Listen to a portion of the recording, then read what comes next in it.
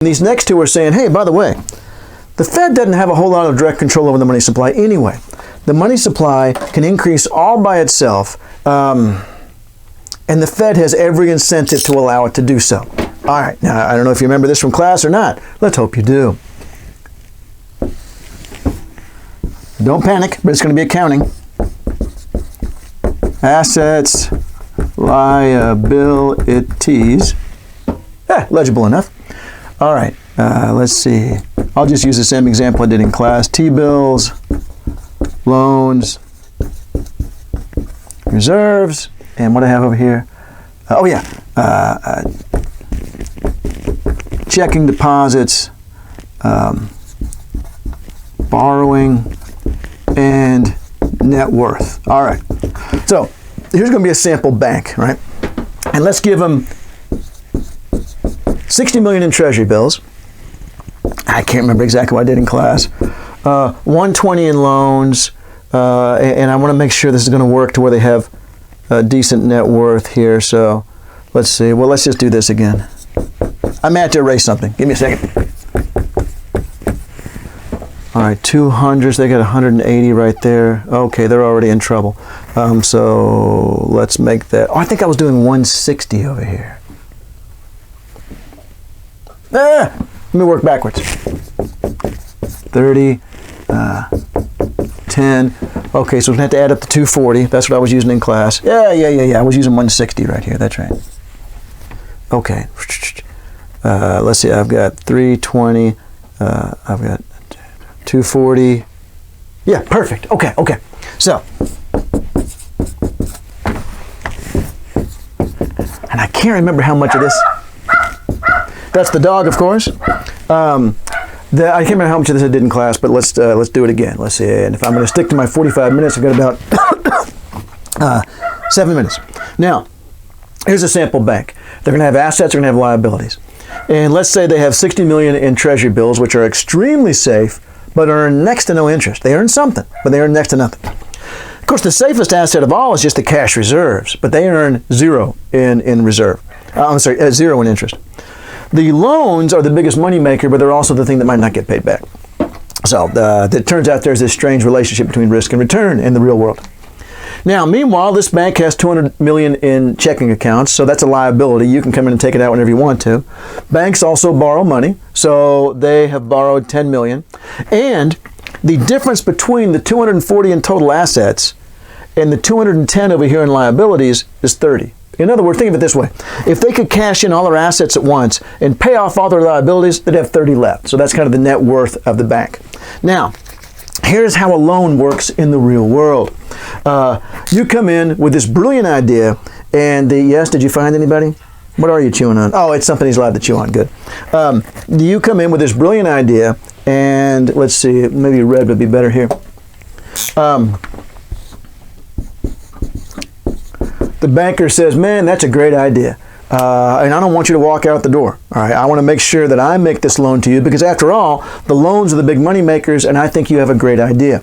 So, and I have 14 days to come up with the reserves. So I'm going to immediately make this loan right now. And the manner in which I'm going to extend it is I'm going to hand you a checkbook and say, we've made an account for you that has 10 million in it. And they make that up out of thin air, all right? They don't actually have $10 million. They are really extending credit is what they're doing. But in our economy, the credit and the money that the Fed puts in are indistinguishable to you and me.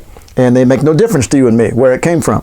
And so the bank merely says yes to the loan, bumps it up by 10 million, says, I'm going to give you the loan by giving you a checkbook where our accountant just typed 10 million in on the computer, and that's it.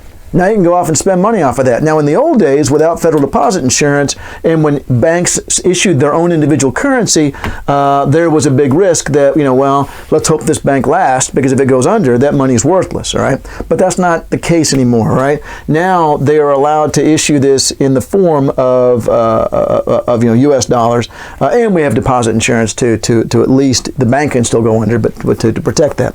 All right, so how are they allowed to make a loan without having the sufficient reserves? Because in the real world, they must keep at least 10% of checking in reserve, and they're short $1 million now, all right?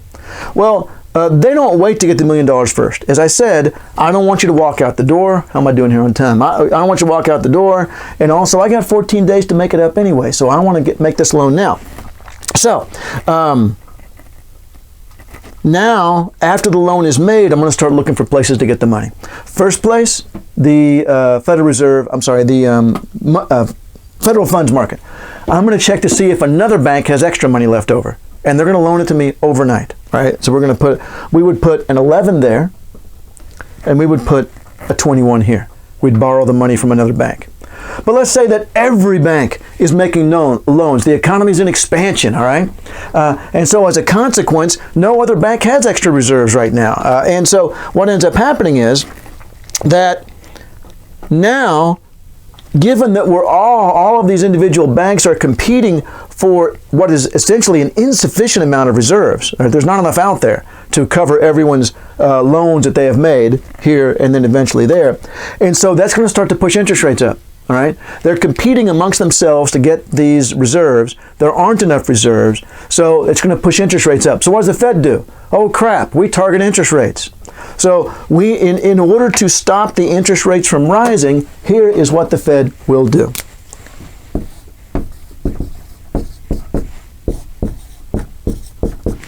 The Fed will buy Treasury bills, all right? The bank will sell Treasury bills and change those into cash, and the Fed has every incentive to make sure that they do that because they don't want the interest rates to move, all right? Now, I've got about 2.5 minutes here to make my, if I'm going to stick to my 45 minutes.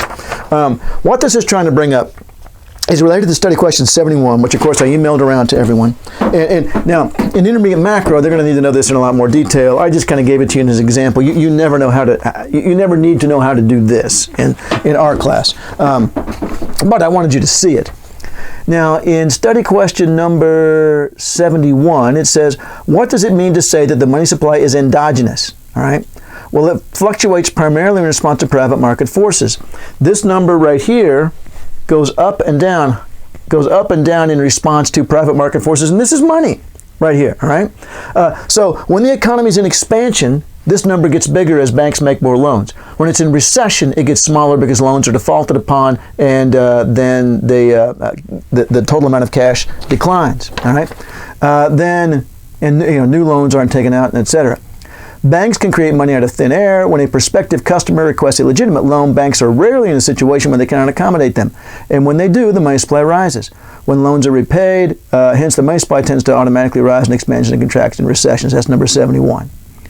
And yeah. Okay, so we're at 44 minutes and 45 seconds. I'm going to stop there with this one.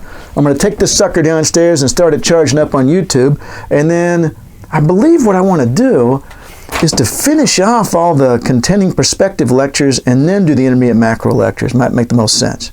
So, may the force be with you.